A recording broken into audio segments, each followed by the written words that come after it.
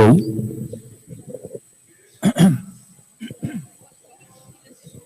Then, Mrs. Nigel, you're going to sit? Yes. I will. O Fernando, cadê? Milton.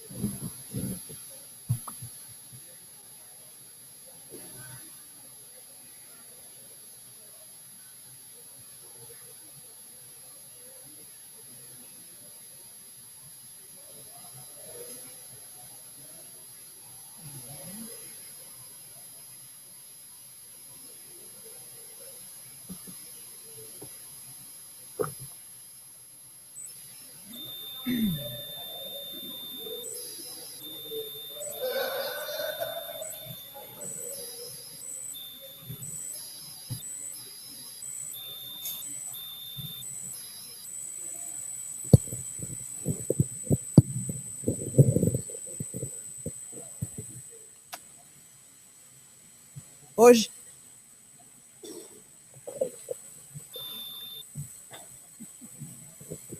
Bom dia, pessoal. A gente estava esperando um pouco mais de quórum, mas como não aconteceu ainda, nós vamos começar. E quero dizer que ontem foi um dia maravilhoso, tenho certeza que hoje a gente continua com o mesmo desempenho aqui de todos, né? Estou muito feliz, agradecendo de novo aos meus estudantes por tudo ter começado e terminado adequado à exposição, quer dizer, eu acho que eu estou muito feliz com esse evento, tá? E hoje nós teremos aqui o Alexander Peterhaensel, agora eu falei certo, e era suposto que eu fizesse a mediação, mas como o Nigel é uma pessoa que tem acompanhado mais o Alexander, eu solicitei que ele me substituísse, até porque eu estou esgotada, e ele vai fazer isso muito melhor do que eu. Então, eu agradeço a sua vinda e passo a palavra para o Nigel Anderson, que é meu orientando de mestrado, é da área de dança e multimídia, então ele tem, assim, uma grande afinidade com o tema do artigo. Então, eu fico muito feliz que ele faça, fico muito tranquila que ele faça essa intermediação. Eu não sei se nós estamos só com um microfone de novo. Toca ali, ver se eles estão funcionando. Oi.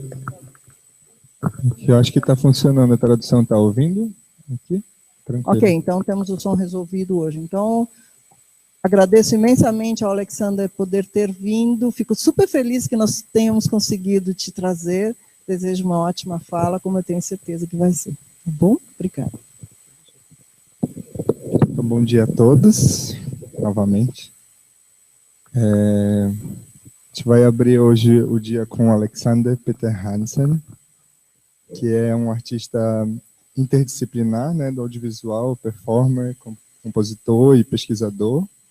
Ele ensina CGI, né, CGI, que é imagens geradas por computador, e VFX, efeitos visuais, no contexto do cinema, do audiovisual, né, do filmmaking digital. E é especialmente interessado na música visual, arquiteturas imersivas e engenharia de sistemas como campos artísticos, né? Ele performou e participou de várias exposições em vários festivais internacionais e também publicou várias produções em audiovisual.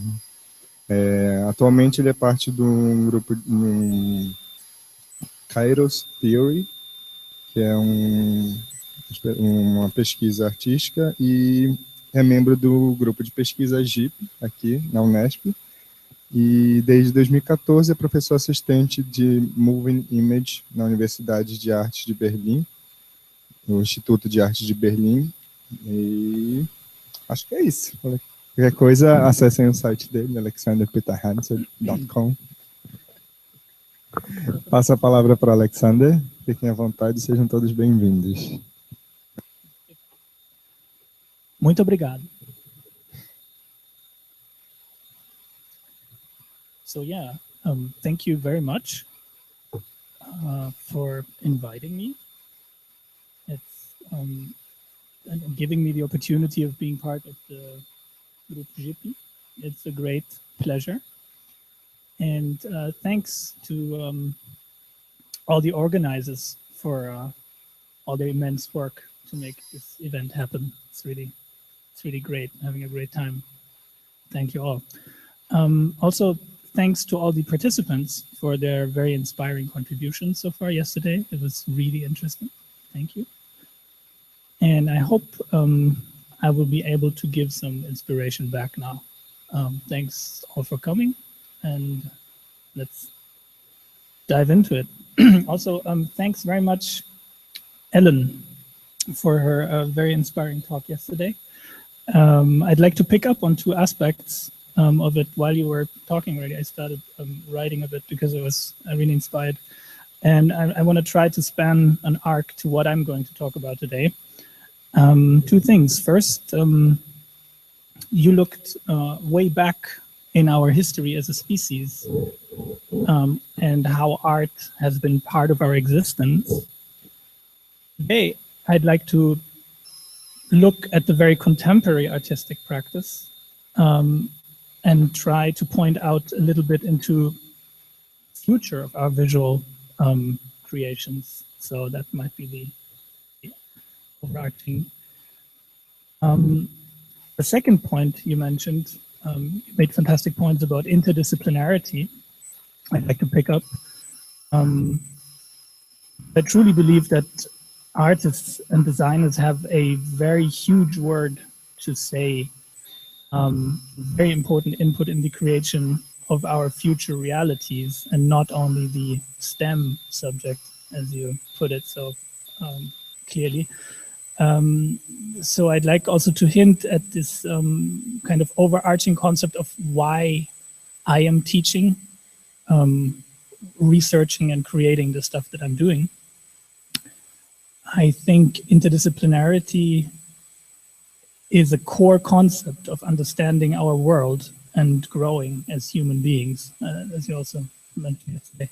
And although I'm really intrigued and enthusiastic about technology and its potential, I'd like to point out that I don't consider myself a blind follower of technology, because I'm going to talk a lot about technology today, but it doesn't mean that I blindly find everything super fantastic. I'm in fact very critical about its implications for our lives in the future. So that, in fact, I think it is so important to fully understand the workings of technology, information technology in specific, in order to be able to design these systems which are going to define huge parts of our existence in the future. And I think the role of artists and designers is a really important one. I understand systems engineering, which is actually a computer science term, as an artistic problem. And that's literally what I teach and research. Designing these systems is a really important area of designing where we as a species will be going. So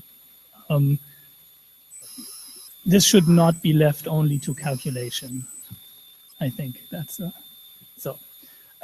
After these general introductory words, I'd like to show you. Maybe we can tone down the light a little bit. Or can you see? Can everybody see? Okay, perfect.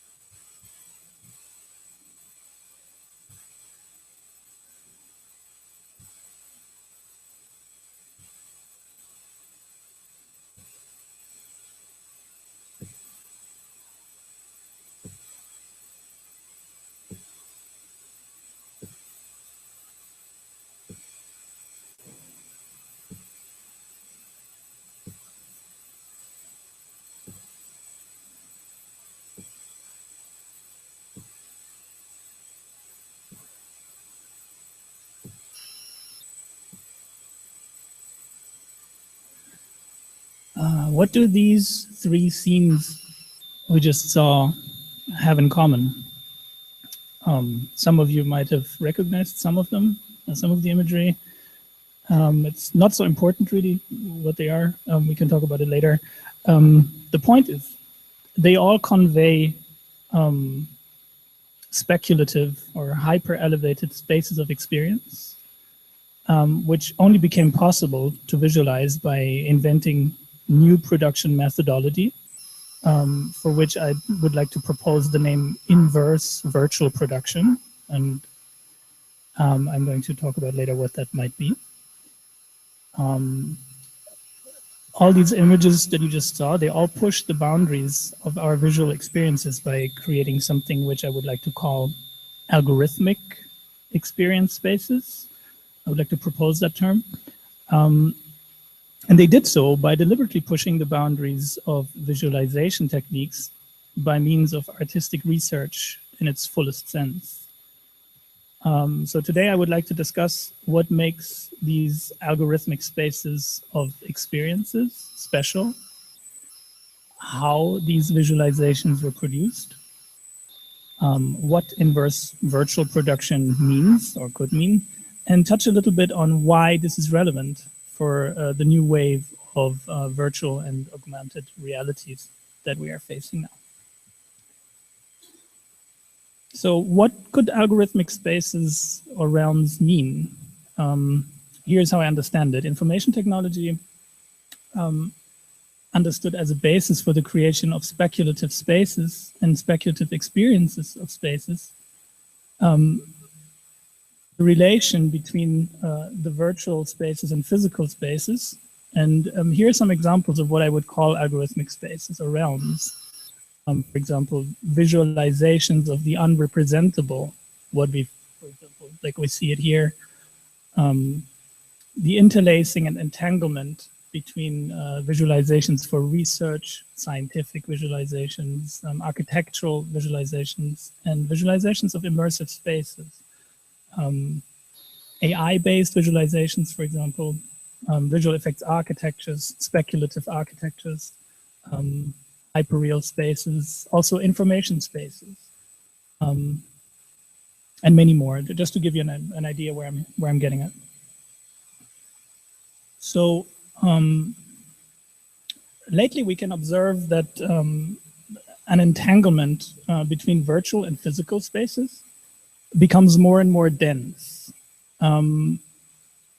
And also, we can currently observe how digital technologies allow for the virtualization of more and more production techniques in video production, but not only video production. That means everything becomes fluid and data-driven.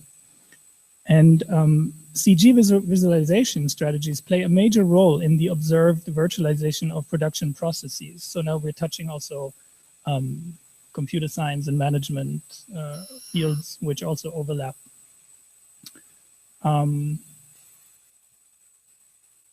So how am I going to address this topic today? We will analyze some relevant examples of cutting-edge video productions, film productions, and media art, and point out and analyze their use of CG visualization methods like pre-visualization, virtual production, and real-time compositing. To give an overview of the state-of-the-art production techniques and to carve out their interdisciplinary nature.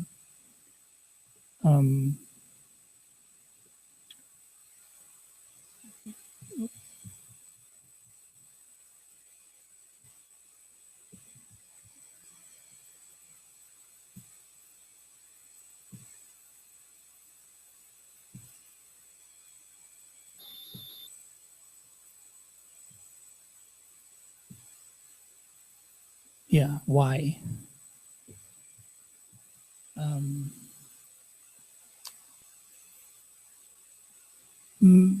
All of these works that I'm going to present today are great examples of the use of the very latest technology for the deliberate use of said feedback loop, or a feedback loop between projections of physical space into virtual space and back and basically onto one another and into one another. I'm going to try to explain that concept and what that means. And artistic scientific research on latest technologies and probing them as a design tool lead to the creation of completely new mixed reality spaces of experience. And the title of the conference obviously points very clearly in that direction, convergences between art, science, and technology and mixed realities. So I think there is some relevance there.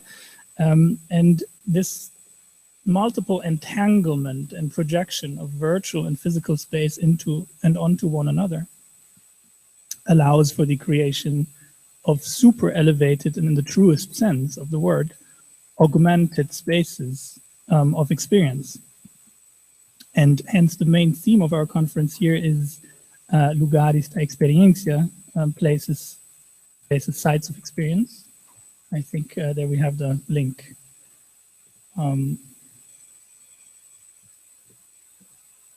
So the talk is structured like this. We're going to talk about previs. What is previs? Actually, previs, post-vis, archivis. They're just flavors of pre-visualization. Then virtual production. What is that? What does it actually mean? And then what might an inverse virtual production be? What I propose as a term. So let's jump right in.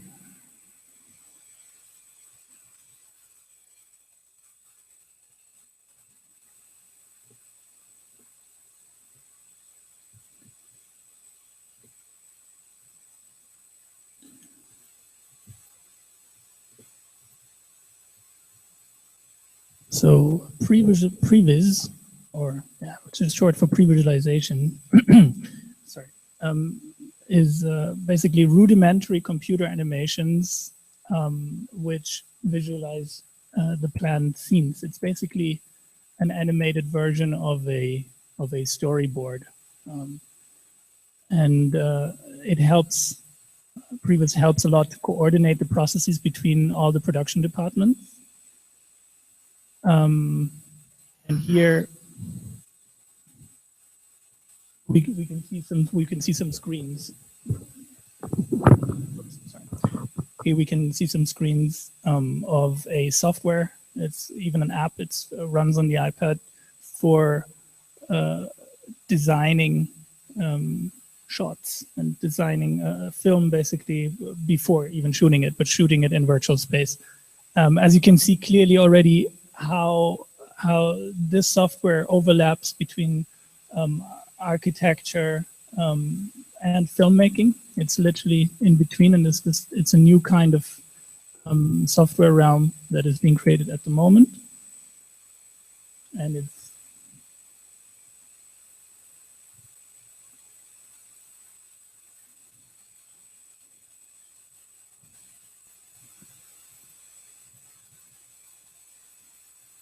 so there are some more examples I brought you here. This is the previs for a scene from Gravity, what we saw before already.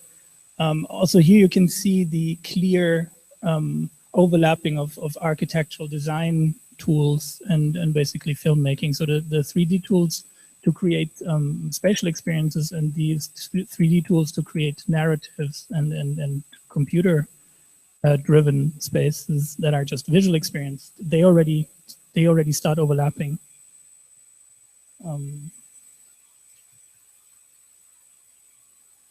Here is a more elaborate screenshot of a previs, also of Gravity. Here you can see actually, it's also Gravity. Here you can see the iterations from previs into the final rendering. Okay, it's from cruder to finer.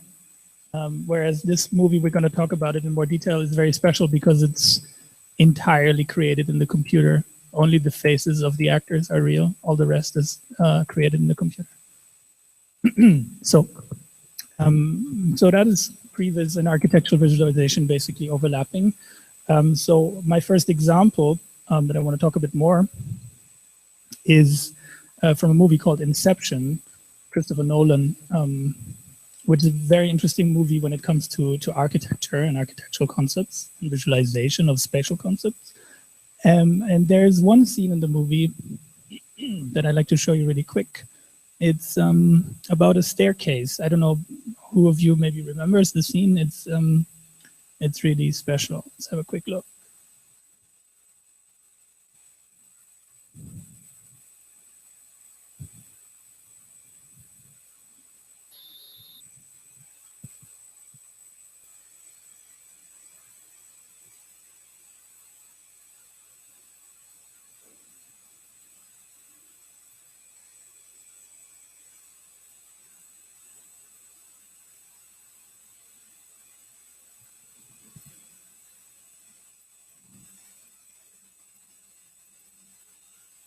No sound.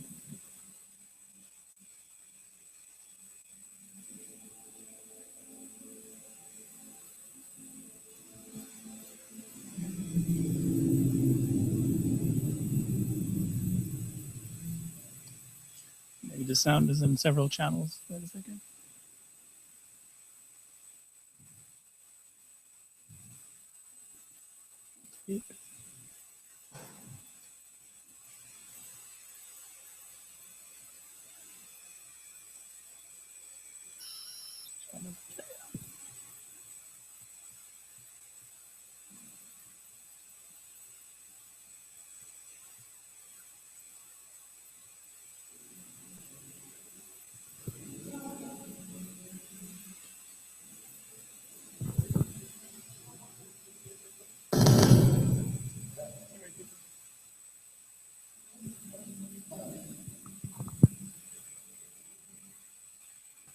Really weird. Do you receive the signal?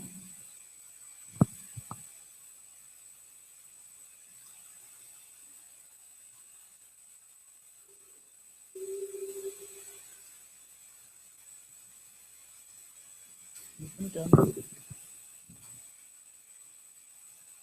Maybe there's a problem with the cable.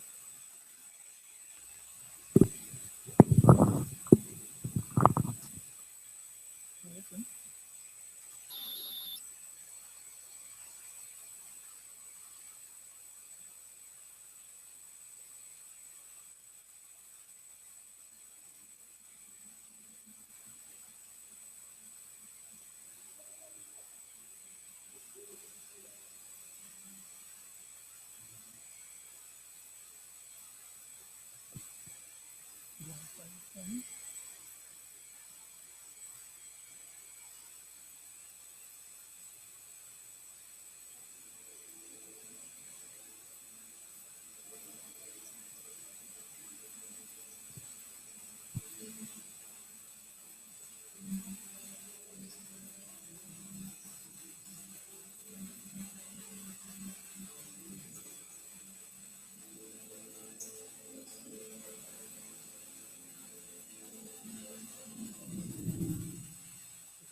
This is the interesting part. If you look at this, if you look at the structure, it's obviously impossible to build that kind of staircase. And I'd like to discuss how computer technology is used to convey this illusion that we believe that it's actually possible.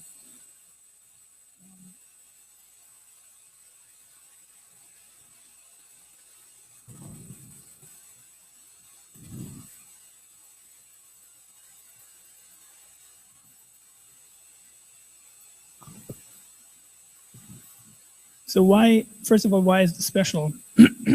Nolan tried to create, to visualize something. It is one of those algorithmic architectures that I talked about, because it is obviously something that is impossible to visualize. So he tried to visualize the concept of a paradox and infinity. And he attempted the translation or the projection of an impossible visual illusion into reality. If not that, at least into filmic reality, which becomes a reality for the viewer then in the immersive environment of a cinematic experience. Obviously, a construction of this kind of staircase in reality is impossible. And Nolan set out to film the staircase construction in a specific camera perspective and angle to create the believable optical illusion. So one believes the existence of the impossible spatial structure of this infinity staircase that is proposed by Escher, obviously. Here we can see the reference where it's coming from, at least in the filmic reality. So what's really interesting, what is the role of CGI and visual effects in that instance? First of all, in previs, those staircases are modeled. As you can see up there, a model is basically, a prototype is built of the architectural model. So there's the overlapping with architectural modeling. And then after that, the computer is used to, okay, here we see several iterations of the design process of coming to grips with how the staircase could look. So it conveys that illusion. And then, but they went further than that. Then they used 3D modeling techniques to actually model the entire space, the setting of the actual shoot.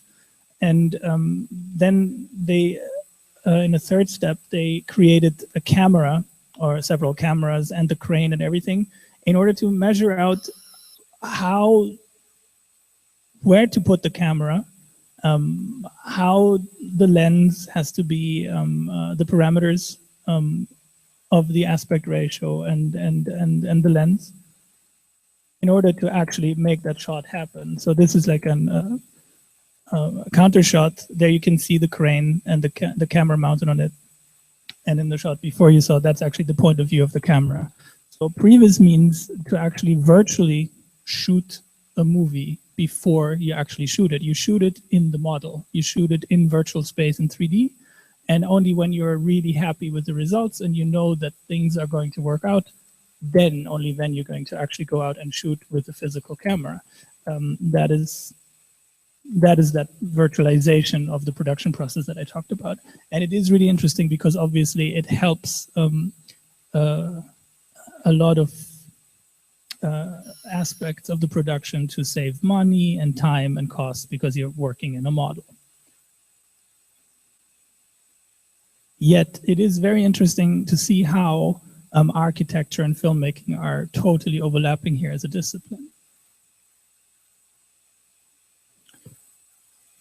So let's move on to virtual production, because virtual production basically is just kind of the next step, the next logical step after previs, because once you have your model, you would obviously like to combine this model that you have with what you're then going to shoot. So we're going to talk about two aspects of virtual production, and that is one is the virtual camera, which I'm going to explain to you what that means, and real-time compositing or real-time virtual studio systems. The virtual camera offers sort of an interactive window or a portal to peek into the virtual world. I don't know, maybe some of you saw my my installation or my art piece that's also in the show. It's kind of, it plays with that idea. It is through the display of the camera or basically the display of the telephone, you can peek into the virtual space that surrounds you. It's like a window into this algorithmic space. We will shortly see how this is used in film production. And short and sweet, real-time rendering, like virtual production means it's a real-time rendering of a complete visual effects pipeline on set and during photography already. So another thing that we're seeing in the virtualization of the production techniques is that things that used to happen sequentially are now overlapping and happening at the same time. And that's things, that's a phenomenon that you can see with everything that gets touched by information technology, is the fluidity of the processes. Like the processes get fluid and abstract, and they can overlap, and they can be entangled because data is split into, or information is split into data and metadata. We're going to talk about that later. Is it too fast or too slow? Everybody happy? Okay, good. Another aspect of this virtualization I'd like to point out, I already briefly did, the production processes, basically the digitization of production processes leads to a closer and closer intertwining of the departments and their according work and data flows. And that is also something that can be seen in other disciplines as well, like architecture, for example. For those of you who are in the architecture field, BIM, building information modeling, is literally the same thing that is happening now in filmmaking, where it's all about like a big data gathering and basically having all of the data available at all stages of production. It's very similar. And then basically, these models that we saw before, maybe I jump back so you can. The idea is to be able to film inside this, and ideally interactively. That would be great. No, you don't only have a model and you plan what you're doing, but ideally you could film in there as an interactive model to pre-film your film as a prototype before you actually film it. And that's exactly what's happening. So we're going to look into that. The virtual camera, here we have it. It's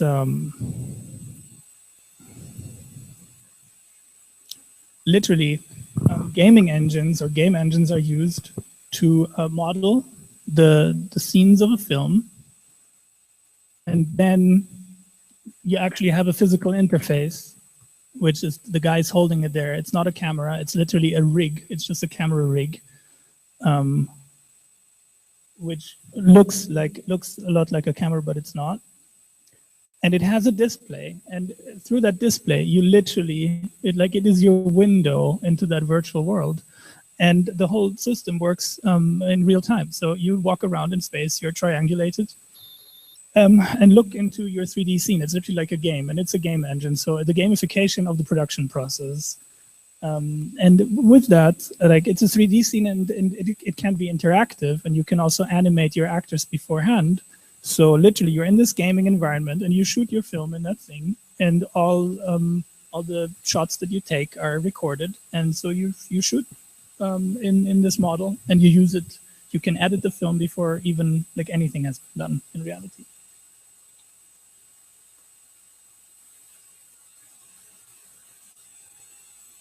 This is Alfonso Cuarón, and for gravity, he also used it evidently. And this technology, obviously, it can then be used in combination with other complex technologies like motion tracking. So actors could actually be in front of that camera and can be motion tracked in real time, and they can be mapped into the gaming environment. So you're actually not shooting something random, but you're shooting someone who is moving in front of you, but through your viewfinder, you don't see this person. You see like an avatar or like a 3D. It's literally like gaming and filmmaking overlap heavily now. So, and funnily enough, with everything IT, the production or the means of production or how you work, it changes. Like everyone sits in front of a computer. So these are the people that sit in the back office of this. Here you see them in the back. So he's shooting there in his, he's in the virtual space shooting. And the others back there, they're animators. And they literally in real time can change the scene that he is shooting in. That's crazy. So he can be like, okay, now I want to be on a train. The train should go at 200 miles per hour. And I'm going to be in that train. And now I want this and this to happen. And then the possibilities are fantastic.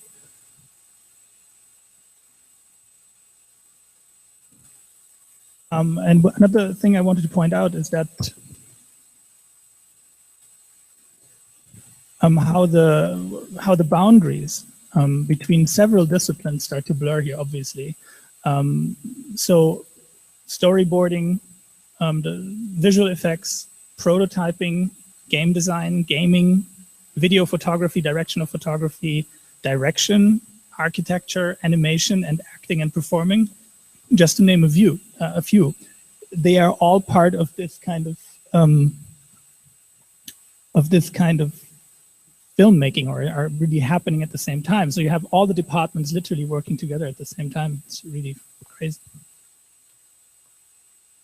So, and then the next step upon this, you see I'm building here on the complexity. The next step of that is using this kind of system, but mixing it with the real space, or with things that really happen in front of your camera.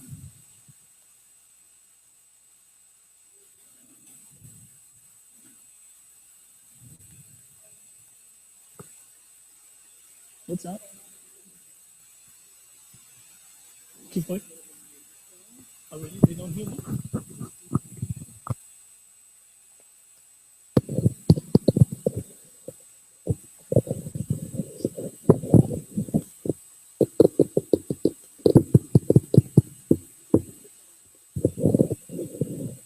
Hi, can you hear me? Better? Okay, perfect.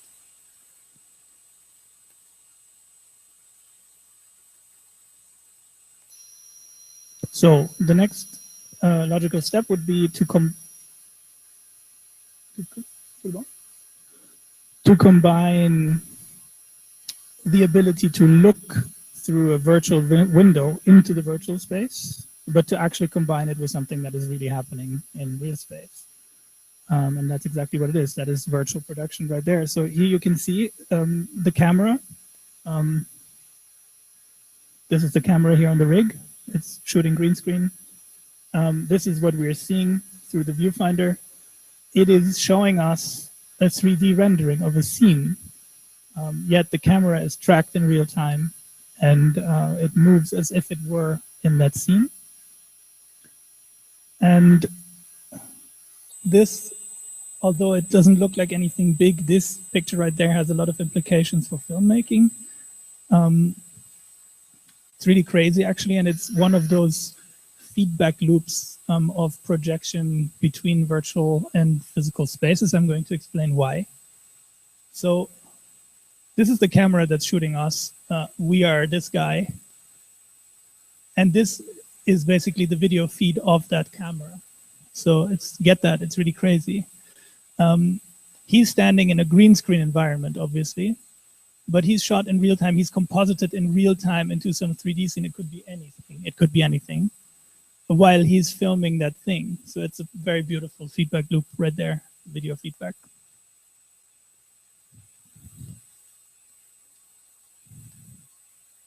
So, and how this works, the camera is tracked in real time with its positioning and its relational data of how it's turning in space. So it can be mapped into a 3D scene in real time. Those are the tracking markers for the camera. This is a gyroscope on top of the camera to make it really accurate. And those, basically the motion tracking data and the gyroscope data are mapped together. And then all these signals are fed into one system. This right there, it's absolutely crazy. This is an entire post-production pipeline in one box. It's insane. It's you have a real-time compositing engine. It's a 3D space. It renders. It has a render engine. You can do keying in real time. It's really insane. You have it. And that's just a before after. Like that's the green screen. She's standing in front, and that's just, they just pull whatever they want to pull, what background. So now we understood what virtual production is. What might inverse virtual production be?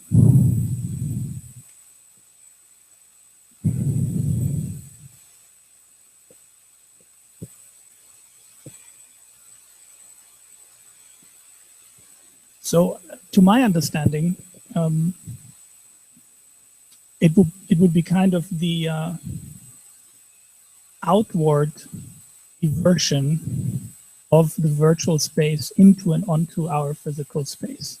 Whereas what we were seeing before, it was all about gathering data in the physical world and projecting it into the virtual space, and then working with it in there.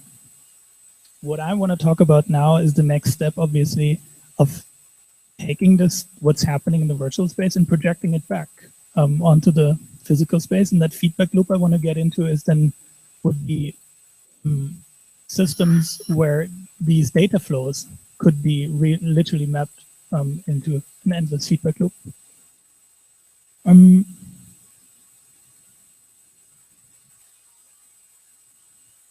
This shift of projecting the virtual spatial data back onto the physical world can be observed in film production. Recently, there have been a number of films, and they were only able to create the visual realms of experience that they did because they actually used this technology, because they actually projected back the virtual space onto the physical one, and they created this feedback loop in order to allow for an augmented kind of experience of space that otherwise could never be accomplished. So I want to explain that with two examples, and I'm going to explain what an inverse virtual camera might be.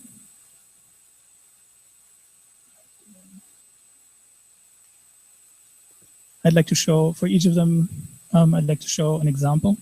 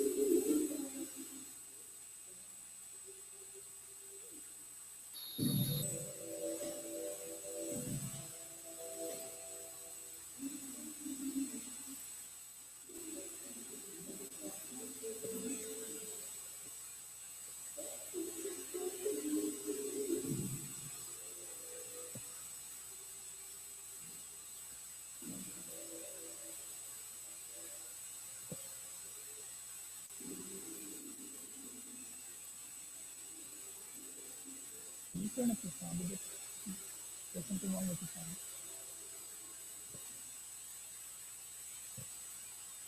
Can you turn it up a bit?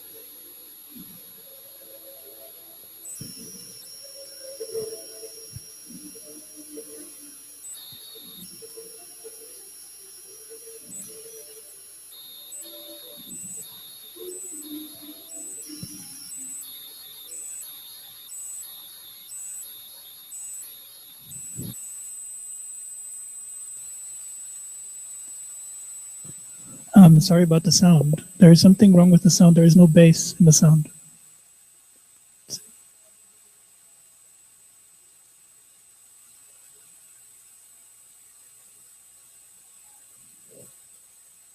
Okay. Anyway, sorry about the sound.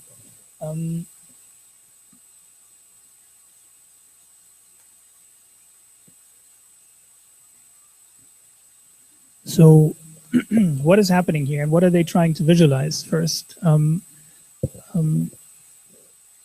This is actually done by Rhizomatic Research from Tokyo. They have a long track record of using technology, latest technology, in order to create new aesthetic experiences with that. And what they were trying to visualize here was to show several mental conditions, or like the mental conditions, the conflict between searching for a reason of being and memories and wandering along the borders between reality and illusion. And the dance piece has been then depicted into two layers, the real world performed by people and the delusional world in CGI. And how did they do that? They that's what the founder of Rhizomatic Research says. We created a real-time morphing system between both points of view of real and virtual world. And how did they actually do that? They released a really nice video. Sorry about that.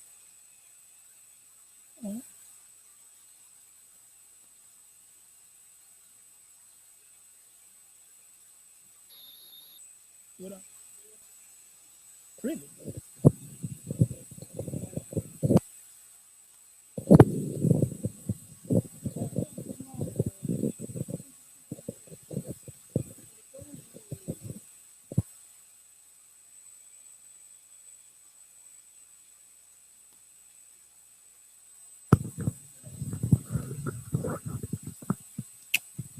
Oi. Okay, maybe now.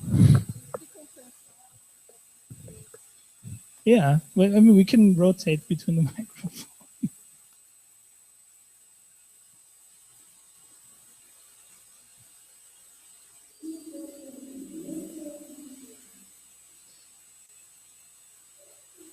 So how did they do it? They just let that run. Here you can see on the upper left, it's two humans controlling cameras, filming a dance performance. On the right, you can see, on the upper right, you can see drone cameras replicating the movement that has been tracked before of the camera people. And they're basically shooting the video without the need of cameramen. And the obvious the possibilities that it leads to, like you can shoot this video several times without having any cameraman in the picture. So that's really nice. And then down there you can see literally the video feed of the two drone cameras.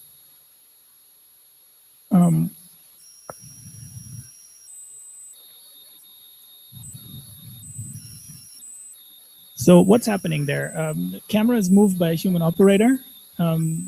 The camera movement is digitally tracked with a motion tracking system, and this tracking data is then translated into virtual space, where you then in a 3D design environment, you have the ability to actually design the camera moves higher. And then after you've designed your preferred camera movements, you project them back into the physical space and have some automated machine replicate this movement and actually realize it in the physical space. So this would be a prime example of this inverse virtual production, where actually from the virtual space something is projected out into the physical world. So in the end, what they did, literally, they had the two cameramen or two camera people. They recorded 6 cameras in total. And here you can see the 6 cameras. And if the camera, like in the little window, you can see if the camera turns red, they're interpolating between the camera positions with a virtual camera in virtual space.